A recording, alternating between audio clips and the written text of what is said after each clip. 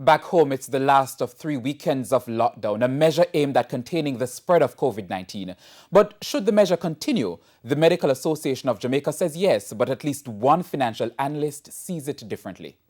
These scenes across the island for the past 3 weekends, a lockdown aimed at stopping the surge in coronavirus cases.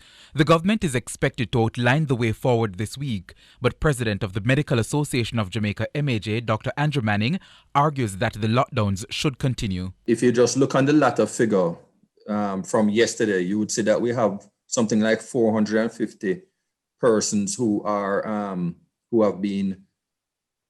in hospital for COVID-19, and that actually is over our full capacity. That number illustrates the fact that, various things are being done to repurpose non-COVID beds for beds and so on.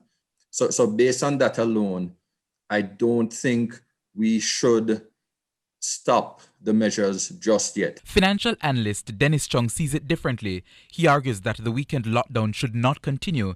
In fact, he says the measure was not necessary to begin with. We need to identify what are the issues that are causing the problems with the hospitalization.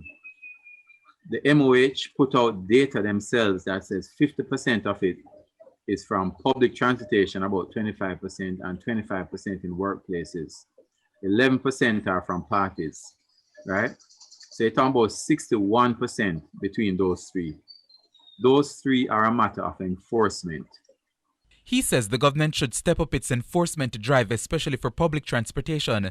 He's also concerned about the gatherings at supermarkets as people prepare for the lockdown with little to no physical distancing.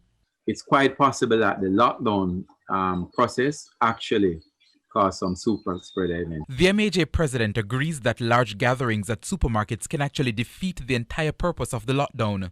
So the authorities and the private sector, I think, need to find ways to see how we can have persons purchase or collect stuff that is, allocated for them.